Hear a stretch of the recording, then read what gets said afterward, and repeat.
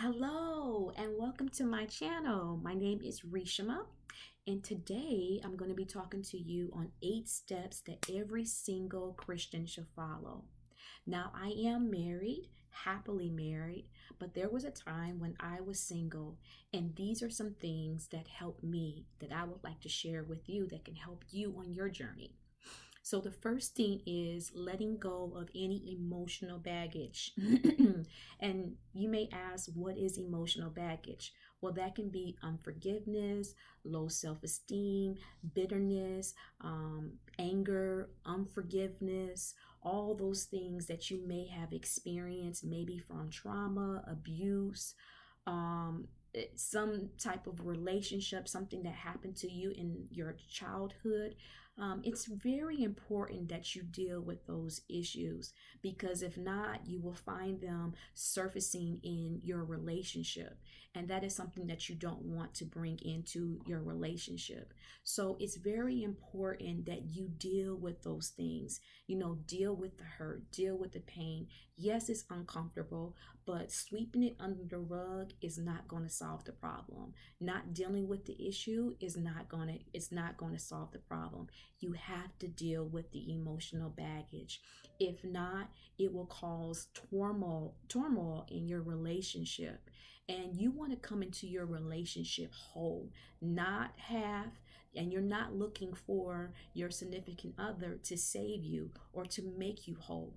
The only person that can make you whole is God. He's the one that can feel you. He's the one that can restore you. He's the one that can heal you. So you have to be mindful of that. You have to dig deep.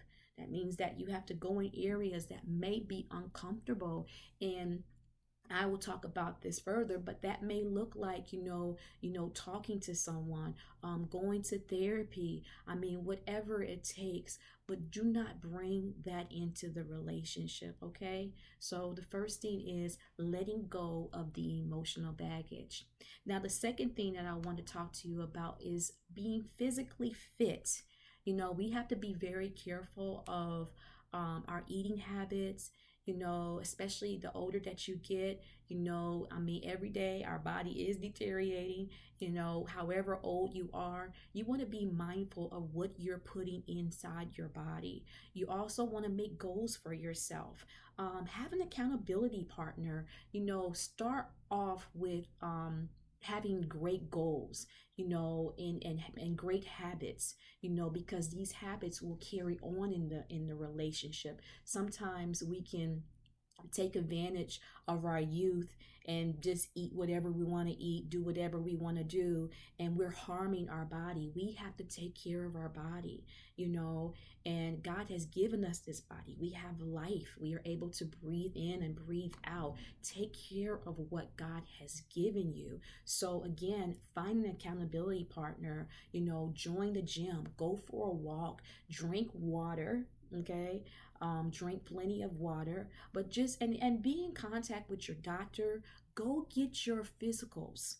That's another thing. Sometimes we pass up going to get our physicals, or we would ignore things. It's very important that you are paying attention to what's going on in your body, that you're seeing your doctor regularly, and you're making sure that you're on top of all your checkups. But yes, be physically fit. And so the next thing I would like to talk to you about is follow your dreams. Follow your dreams. So in the Bible, it talks about in Jeremiah how God created us for his purpose, and that he saw us basically when we were in the womb, and he has a plan for us. Yes, and he has a plan for you. And there is a dream inside of you. There's a dream that's wanting to wake up. But guess what? Nothing can happen with that dream unless you work the dream. Okay, now nothing is going to come easy. I'm just want to let you know that right now. It's going to be some work. But let me tell you something. If God has given it to you, that it's yours. Go after it. Don't wait for tomorrow. Quit making excuses. Quit trying to make sure that it's perfect and you want everything to be just right. Let me tell you something. It's never going to be perfect. It only becomes perfect when you put the practice in and you continue to work the gift. You continue to exercise it and you will begin to see yourself blossom and grow. But you will never begin to see that dream if you keep waiting and putting it off. God has given you something, and He has put something deep down inside in you. Yes, you. And He wants you to use it. And so it's time to dream. It's time to go after that thing that God has inside of you. And let me tell you something, you are equipped for it. Yes, you are. You can do it. Let me tell you something. Don't let anyone say that you can't, because if God gave it to you, it is yours. So go after that dream. Make goals. Say to yourself, this time, in so many months, this is where you want to be at. Have an accountability partner again, that say, hey, I really want to pursue this. I really want to go after it. And eventually you will see how God will open doors. Okay, so go after it. Don't have any regrets in life. Okay, don't want to look back on your life and say, I wish I had did that. You don't want to say, look at someone else who went after their dream, knowing that you should have went after it. So go after that dream. Okay. And so the next thing I want to talk to you about is developing healthy habits. And so, sometimes we can find ourselves, again, not doing the things that we need to do. And so what I mean by healthy habits is just, I know for me, sometimes when I've been stressed out or whatever, I would run to sweets, get me that cupcake, cookie, whatever. And that is kind of how, I would deal with if I was stressed or whatever. But you want to develop healthy habits. And so healthy habits would be, I have here, um, imagining your future, imagining yourself, 5 years from now, seeing yourself. What do you look like? What are you wearing? How are you walking? How are you talking? Who's in your life? Where are you at? We have to get into a place where we see ourselves. And don't take advantage of this day. Don't take advantage of this moment, but develop healthy habits. Again, be mindful of what you're putting inside of you. Be mindful of what you're telling yourself. Be mindful of what you're watching. Be mindful who you're around. The places that you go. There's some places that you do not need to be at. So make sure that you are paying attention to your and making sure that you're developing healthy habits. And also, something that helped me a lot is journaling. Like, I would find that whenever I was having a hard time, or I didn't have anybody to talk to, I would journal. I would get a journal and I would just write. And there was a release that came from that, of me journaling. And I mean, sometimes you can, and like even now, I still have some of my journals. And you can turn the page and you can see like wrinkle spots of tears of me crying and writing to God. And you can see where there was little wrinkle spots of the tears just falling. And I tell you what, I look back in that journal, and the things that I prayed for and wrote to God then is what I have now. So journal. Also, watch how you are spending your money. That is so important. How you handle your finances is very, very important. Watch where your money goes. Invest your money. And if you don't know how to invest, look for someone that is doing it, that is making investments, that is saving their money. You don't, every time you get paid, you don't need to go and buy that pocketbook. You don't need to buy those shoes or that hoodie. Learn how to put money aside so you can thank yourself later. But we have to be mindful of how we're spending our money.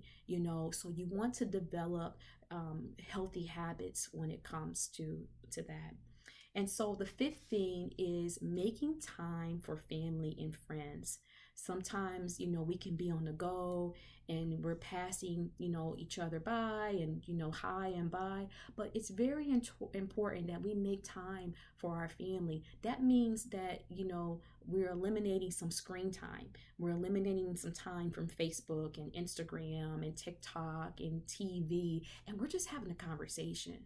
We're just talking to each other, uh, sharing with each other, talking about what's going on in life. It's important that we make connections with our family. God gave you that mother, that father, that grandmother, that sister, that auntie, that cousin. Don't take advantage of your family. Make time for your family and friends, because there are some friends that are like family. And it's important that you make sure that you're carving some time out and say, okay, you know what, on Saturdays I'm going to make sure that, or once a month, I'll make sure that I have lunch with, my mom or, dad or whatever. At the dinner table is very important. Everybody should, come together. I know this is like the Beaver Cleaver days, but it's nice if everybody just can come to the table and just talk and have a conversation. How is your day? What's going on? And I know that I like for my family to come together and just talk and share, and I want them to share. I want, my family to tell me what's going on in their life. And it shows me how to pray for them and how to also encourage them. So make sure that you're doing that. Also, maybe arrange some game days, game nights. Have a night aside, a Friday night, a Saturday night, and you can call it, I don't know, taco night or whatever.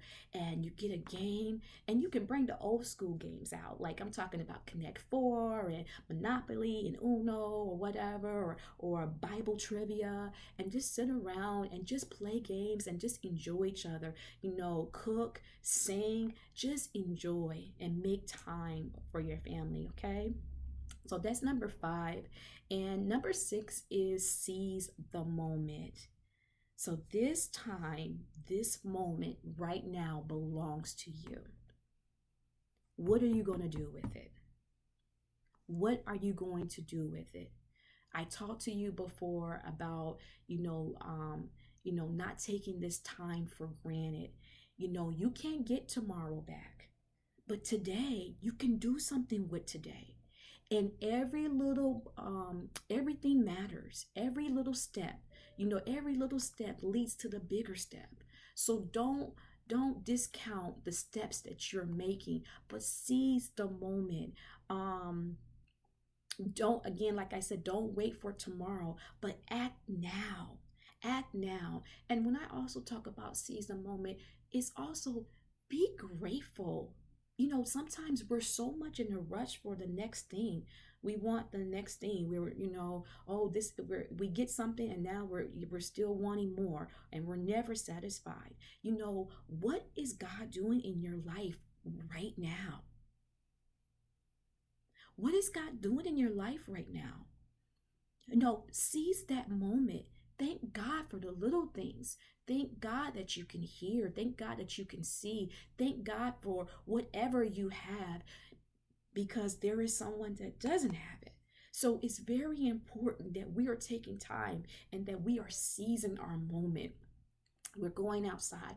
We're taking in breath. We're watching the birds. We're looking at the sky, and we're just enjoying life. Seize the moment. Seize the moment. And so, number 7, I have make some time for you. It's very important that you get to know who you are before you enter a relationship, a marriage.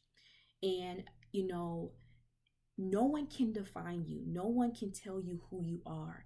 But it's important that you discover those things for yourself. Now, you may ask, well, how can I discover it? Well, try new things.